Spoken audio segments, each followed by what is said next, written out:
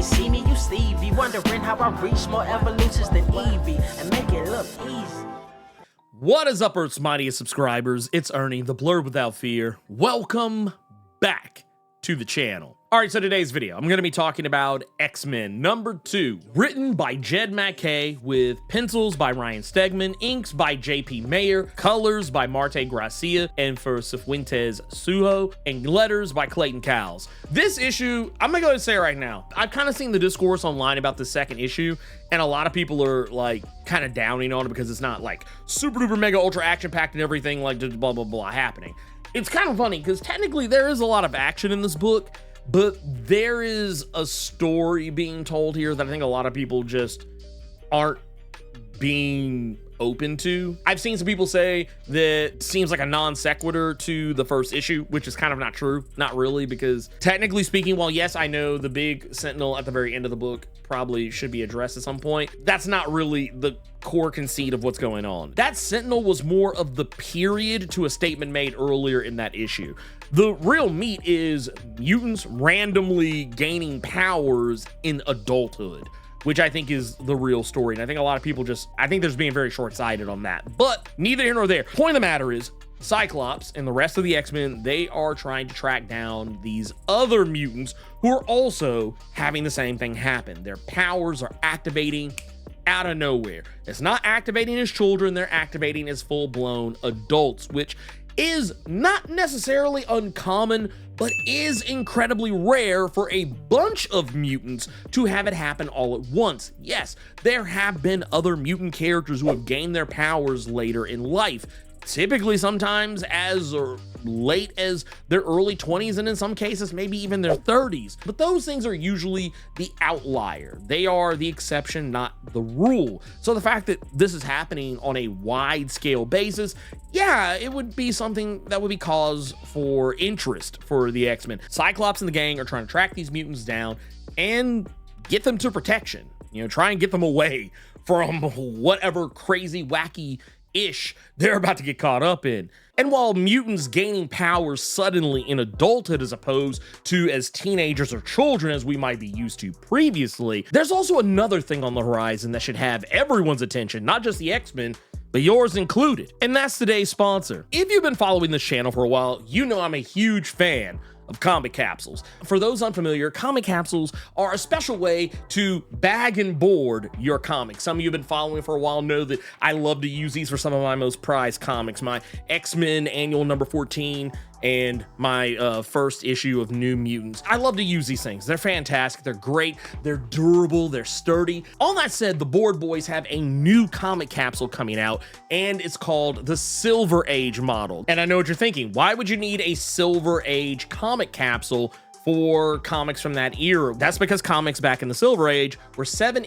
and 1/8 wide. Nowadays, they're only like, I think 6 7/8 inches wide. There's a little bit of a difference. So that's why you would want to have a Silver Age comic capsule. So that way you can protect your comics like an Amazing Fantasy number 15 or a Showcase number 4, if you get my drift. Not to mention they have all the same bells and whistles as the previous iteration of comic capsules. They can be mounted on the wall, they can also be stacked, and they have the same anti-UV resins of the previous edition of comic capsule. All that and can fit a Silver Age comic. That's pretty impressive. And Comic Capsule right now is giving my audience, you, yes, you right there, they're giving you 20% off any 10-pack of comic capsules that you pick up. As of the recording of this video, pre-orders are still open for the Silver Age size comic capsules until the 18th, and they should ship as early as late October. So don't walk, run to the link in the description of the pinned comment below at comiccapsule.com. Use the promo code BLERWithoutFear and get 20% off your pre-order of the Silver Age size comic capsule 10 packs. Now with that said, let's get back to the video.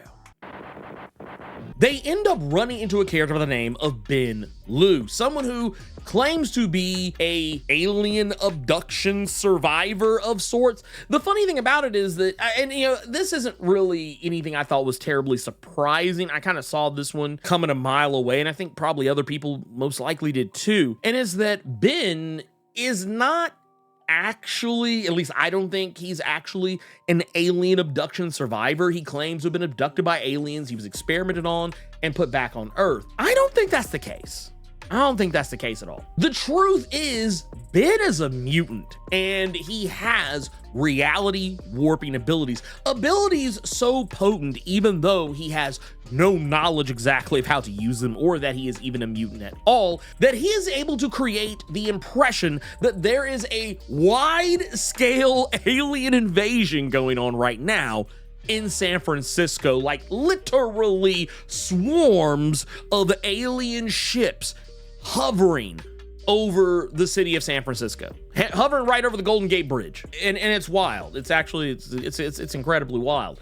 But that said, it's also one of those scenarios too, where I think it's actually more likely, just based on what we see here, I think it's more likely it was not aliens involved in this. We heard in the previous issue, there was remnants of Orcus that were experimenting on mutants and humans and things of that nature. I think this might have more to do with that than it does anything else. Honestly, maybe even, and once again, this is Jed MacKay writing it, so I've already conditioned myself to start thinking about deep cuts, because that's kind of where Jed MacKay thrives. Jed MacKay thrives on bringing deep cut characters, concepts, and story arcs that you aren't even thinking about. Like, I'm talking about like the type of stuff that like literally only the nerds at the comic shop at your LCS who just pour through the long boxes. Like, they go back in the back of the shop where they got all the long boxes. They go back in there. They're pouring through that shit like the way DJs used to pour through record crates and shit at like fucking Pop Tunes or or some record store of some sort. That's the type of guy Jed MacKay is. And I'm gonna say, I'm not saying that as a negative. I mean, that's not a bad thing. But I mean, you think about a lot of the storylines that Jed has written over the last like several years, especially even more recently, a lot of them all tend to hang their hat on some kind of a deep cut that very few people are probably going to expect. And it's not a bad thing. Like, case in point, I would look no further than his most recent story arcs, like Blood Hunt, Vengeance of Moon Knight especially. Who was the new Moon Knight? It was the Shroud, a character nobody was checking for at all. Like, no one was thinking the Shroud. If you said you were thinking the Shroud, you're a lie. I don't believe you. You weren't. Just trust me, you weren't. Hell, I'll take a look at, well, what was it? Blood Hunt. Who was the one who was behind Blade being evil? It was Varney, a character nobody was checking for. Nobody was checking for Varney. Nobody. Who? I knew who Varney was. I wasn't even checking for Varney. So stop, you're lying. That's cap. That's what Jed MacKay does. Jed MacKay is very good at finding those things. So one of two things is going on here. It is probably going to be some kind of a deep cut, kind of almost like that Benjamin Percy X-Force deal with the man with the peacock tattoo type shit. It's probably going to be something like that, where it'll be some character like, oh, hey, the guy with the mask on, it's the Gene-Engineer. He's the new Gene-Engineer. Y'all remember who the Gene-Engineer is, right? Right?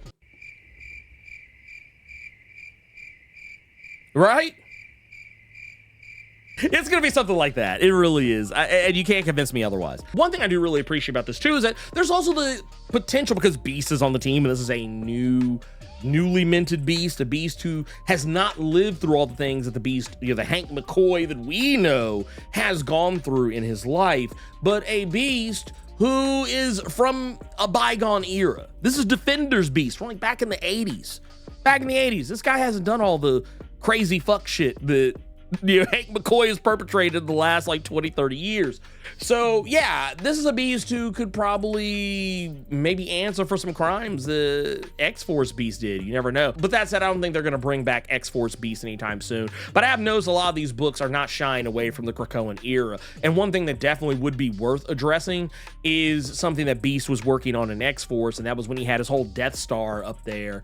And he was actually, oddly enough, abducting both aliens, mutants, humans, and other intergalactic species and experimenting on them. It's low-hanging fruit, but I mean, it's there.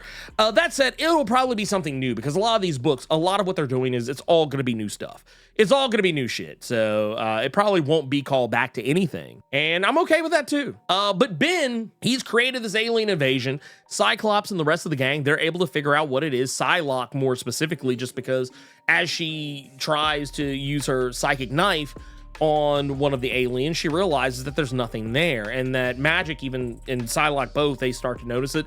Whenever they strike these aliens down, they don't bleed, and they just seem to dissipate whenever they're destroyed. And whenever Juggernaut, who is actually, I'm not sure if this is a reference to either Gundam or Halo, just based on something that Edie says. I think it's probably based on Gundam. Because it kind of reminds me, they have a thing called like the mass driver. They use it to shoot Juggernaut into the alien mothership, and it kind of reminded me of some stuff you would normally see from something like Gundam. So that's probably what it is. What's kind of funny about this too is that, well, yes, it's not even necessarily illusions. The things are actually really there. They actually are solid and seem to have weight of some sort, but once they're destroyed, they just dissipate. So this guy is, well, yes, he is very powerful enough to create something on a mass scale. These things aren't actually real like it would be with other reality warpers, and that is because he's not trained. And what they have to do is very interesting here, and I actually like how it was played, because initially I was very curious, like, what is Cyclops telling them? Because, you know, he says, hey, when they actually get Ben into a corner and they're trying to handle the situation, Cyclops tells everyone to not say anything out loud. They're thinking, and you see the little ellipses over everyone's heads, and that's at that moment where we quickly figure out shortly after that Psylocke has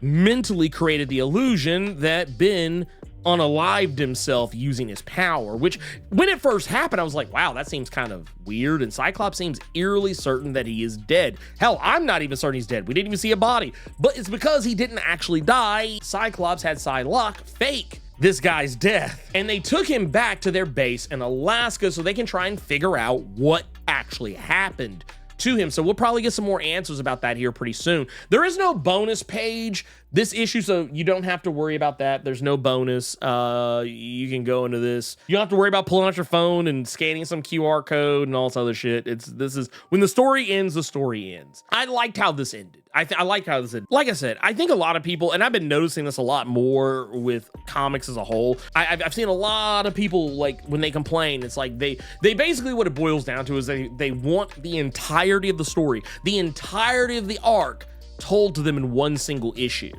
And it's like, that's not how storytelling works, like on any level, unless it is a one shot. When you're talking about something that is serialized and is going to be coming out month to month, yeah, you're not going to get that. And if you think you should, I don't know what to tell you. I don't know. I can't help you with that. I can't help you with that. Man, man, you would have hated living in the days where you had to wait week to week to watch an episode of a TV show. It would kill you. But that said, yeah, no, this was great. I like what's going on. I actually really like Ryan Stegman here on this, on the art side of things. I've already talked about Jed MacKay's side of this. I enjoy what's going on here, but Ryan Stegman I really like. I like seeing him on interiors. I know he does a lot of covers, but I actually prefer him on interiors as well. And I like what he's doing here. You know, all the characters, I mean, yeah, it's very stylized look. If you've never read Donny Cates's Venom series, or his series at Image Comics, Vanish, or the Schlub, or anything like that, yeah, his style, it's very stylized, but it's done in such a way, like, I know some people are still upset that Cyclops looks so young, and that's like, that's just his style. It's hard to describe Ryan Stegman's art style. It's kind of like a mix of, like, if you remember, like, Joe Madureira, like, if you remember, you know, back in the day, you like when Joe Mad used to be on Uncanny X-Men and was doing like Battle Chasers, you know, when he had the time to do so. Yeah, no shade. But no, it's okay. It only took 20 years to get issue number 10 of Battle Chasers. It only took 20 years. Yeah, no shade at all. Anyway, no, this is basically Joe Mad on time. That's basically what this is. He has a very similar style. It's not the exact same style, but it's a very similar style. Like, if you put the two together, I could tell them apart, but like, yes, just for what it is, it very much reminds me of a Joe Mad style of art. And I'm here for it. I love it. You guessed it, obligatory channel outro time. If you're not subscribed to the channel, consider doing so. Clicking that subscribe button and tapping that notification bell ensures that you get more videos just like this one, and you don't miss any of my other content that I drop throughout the week, plus my live streams every Thursday and Saturday. And if you enjoyed the video, make sure you click that like button, keep it plus ultra, and sound off in the comments.